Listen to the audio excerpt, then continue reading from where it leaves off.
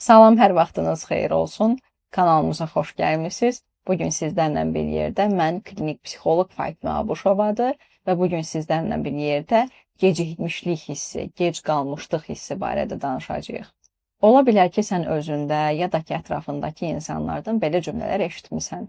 Mənim yaşım keçibdir, təhsil almağa gecikmişəm, hansısa bir şeyi öyrənməyə gecikmişəm, pianino çalmağa gecikmişəm, skripka çalmağa gecikmişəm, üzməyi öyrənmək üçün gecikmişəm, ya da ki, hansısa, nə bilim, fəaliyyət eləmək üçün gecikmişəm. Yəqin ki, tez-tez bunu eşidirsən, ya da ki, elə insanlar var ki, sənə deyir ki, nə qədər eləyirəmsə bir yerlərə çata bilmirəm, bunu hiss eləyirəm özümdə. Başa düşmürəm ki, bunun səbəbi nədən ibarətdir. Bu sözləri deyən adamlar məcbur deyil ki, 30, 40, 50, 80 yaşında olsun.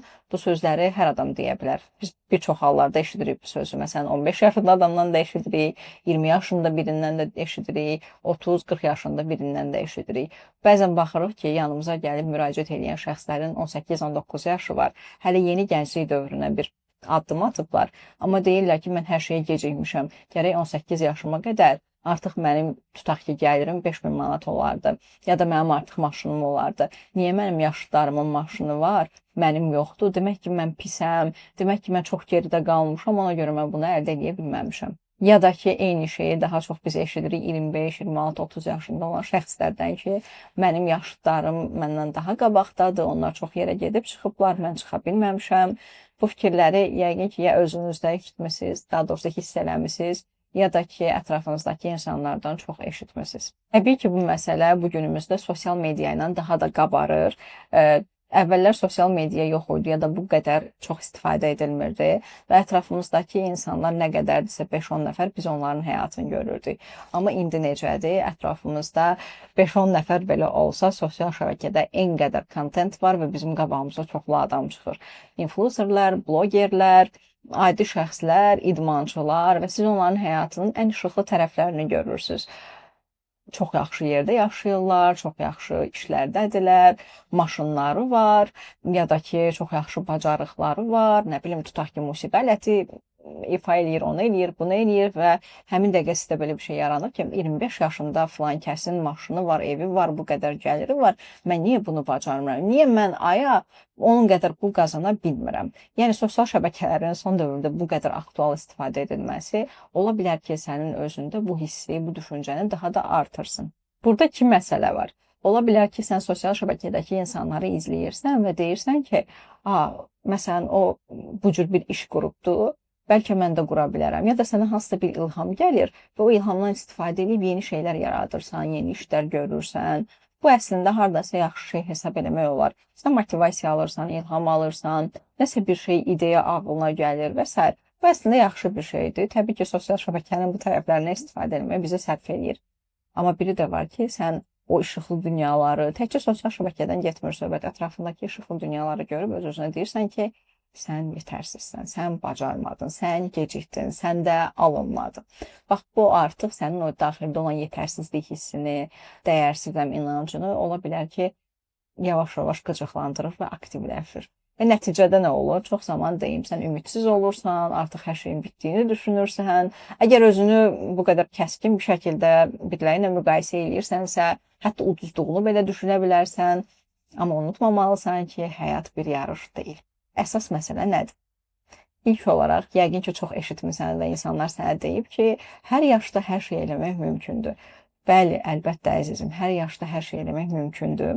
Amma bu sənə hansısa bir təsəlli cümləsi kimi görünməsin. Əlbəttə hər yaşda hər şey eləmək mümkündür. Biri var ki, tutaq ki, uşaq vaxtı səni musiqi məktəbinə qoymayıblar və illər keçibdir artıq üstündən. İllər keçməsinə rəğmən sən sadəcə məyusluq yaşayırsan, kədərlənirsən, ümidsizlik içərisində deyirsən ki, mən musiqi məktəbinə qoymadılar, ona görə də mənim bu bacarığım yoxdur. Bir var belə bir həyat sürürsən və 80 yaşına gəlirsən, heç bir addım atmamısan, valideynlərini günahlandırırsan və s. Bu daha çox qurban rolunda olmaqdır. Biri də var ki, sən çatmırsan 25-26 yaşına. Ola bilər ki, valideynlərin sən istəyəndə musiqi məktəbinə qoymayıblar, amma Sən özün tutaq ki, bir pianino çalmağa gedib öyrənirsən, bəlkə bir vokal dərsi alırsan, bəlkə nəsə başqa bir şeylər eləyirsən.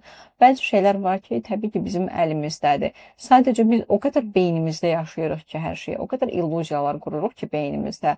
Mən gec qalmışam, gecikmişəm, belə olub, elə olub. Ona görə də addım atmaqdan çəkinirik. Həqiqətən addım atanda isə görürük ki, bu əslində çox bəsit bir şey imiş. Bəlkə də mən bunu öyrənə bilərəm. Məsələ burada odur ki, sən birdən-birə çox şey gözləyirsən. Sən gözləyirsən ki, birdən-birə birinci dərsdən pianino çalmağı öyrənəcəksən. Sən gözləyirsən ki, birinci dərsdən üzməyi bacaracaqsan. Sən gözləyirsən ki, birdən-birə universitet diplomunu alacaqsan. Amma bu belə deyil. Hamımız yaxşı bilirik ki, bütün dünyada hansısa bir universitet diplomunu almaq üçün minimum 4 il oxumaq lazımdır. Ya da sən özün çox yaxşı bilirsən ki, ən bəsit pianinoda biraz daha belə yaxşı hansısa mahnını ifa eləmək üçün minimum 3-4 ay bəlkə də zaman lazımdır.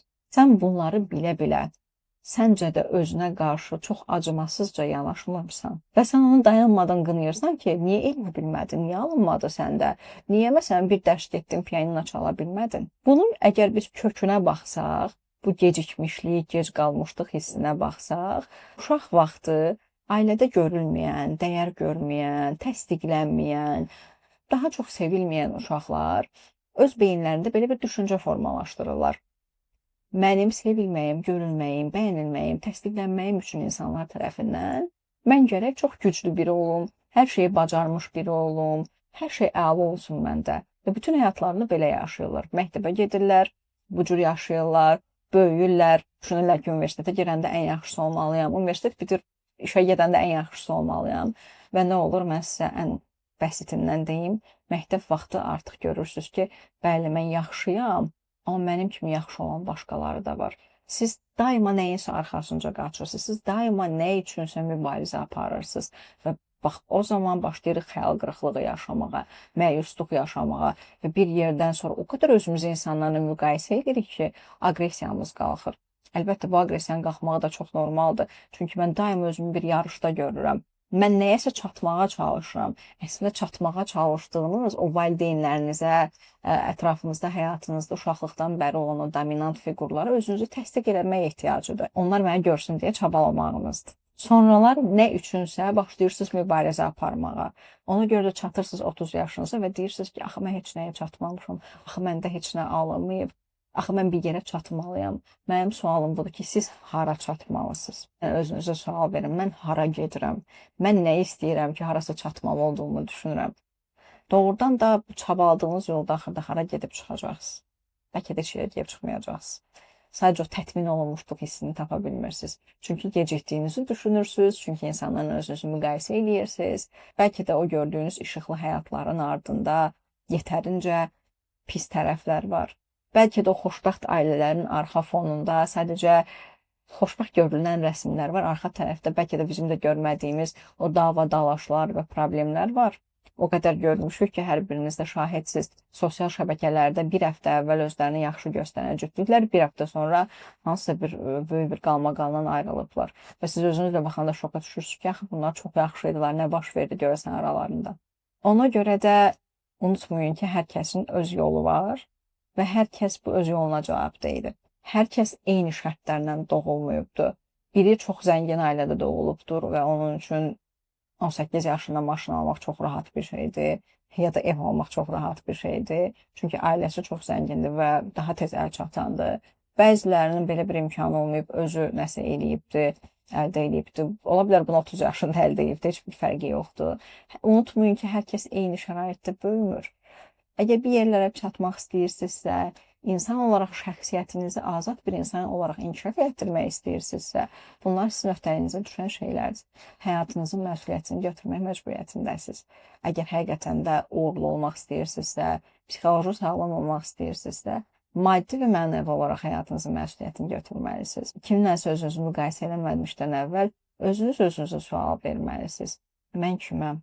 Mən nə istəyirəm həqiqətən? Bu çatmaq istədiyim yer haradır? Və əgər bunu bərpa eləmək istəyirsinizsə, insanlarla özünüzü müqayisə eləmək istəmirsinizsə, indiki anda qalmağa çalışın və keçmişdəki özünüzü müqayisə edin. Mən həqiqətən də, məsələn, 5 ay əvvəl haradaydım? Məsələn, Fatimə 5 ay əvvəl Happy Nation üçün videolar çəkmirdi, amma hal-hazırda çəkir. İndi fərqli bir boyutda sizə nələrsə təqdim eləyir. Sizə fayda verməyə çalışır. 5 ay əvvəl bu yox idi məsələn. Siz də özünüzə sual verin. 5 ay əvvəl, 6 ay əvvəl hardaydınız? Əgər bir şeyi də eləmək istəyirsinizsə, mütləq tələsməyin, kiçik addımlar qoyun. Məcbur deyil ki, siz özünüzə bahalı bir telefon almaq üçün qaçıb həmin dəqiqə mağazadan alasınız. Əgər imkanınız yoxdursa, mütləq kredit götürəsiniz. Zülmlə bir yerdən pulu bir dəfə tapasınız, bir dəfə tapmayasınız. Bu məcbur deyil. Sadəcə kiçik bir hədəf. Sadəcə araşdırmaqla belə telefon almaq istəyirsinizsə, araşdırmaqla belə başlaya bilərsiniz ki, hansı telefon modelləri var və mən hansını istəyirəm. Bu qədər bəsitdir. Qalanını digərlərini kiçik-kiçik eləyə bilərsiniz. Bu, məsələn, çəkdiyim telefon misalı idi. Amma telefon olmasın, başqa bir şey götürək. Mən pianino çalmaq istəyirəm, bəli. Pianino çalmağı necə öyrənə bilərəm? Hansı bir kursa gedə bilərəm? Bir müəllimin yanına yazıla bilərəm? Bunun üçün nə edə bilərəm? Sadəcə kiçik bir addım atıb açaram hər hansı bir sosial şəbəkə platformasını və axtarıram. Pianino müəllimləri axtararam, baxaram görüm hansı mənə daha uyğundur maddi olaraq ya da vizual olaraq mənə hansı ilə xoş olar işləmək. Sadəcə kiçik bir addım. Sonra digərlərini atmaq yetərlidir və özünüzə rica edirəm ki, böyük gözləntilər qoymayın. Heç bir gözəl şey birdən-birə olmur. Mütləq ki, siz onun üçün müəyyən addımlar atmışsınız və o hardansa gəlib sizə çıxıb. Özünüzə çox yüklənməməyi rica edirəm. Özünüzə qayğıkeş davranmağınızı rica edirəm. Özünüzü qınamadan danışmağınızı rica edirəm. Çünki sizin özünüzlə danışdığınız diliniz əvvəllər valideyninizin sizlərlə danışdığı dildir. Nəyə görə o içinizdəki uşağı bu qədər danlayırsınız? Niyə icazə vermirsiniz ki, o həyatını yaşasın? Belə, bugünkü videomuz bu qədər. Özünüzlə müğayət olun. Hər hansı bir mövzu təklifləriniz olarsa, aşağıya rəy bölməsinə də yaza bilərsiniz. Hər birinizə təşəkkür edirəm.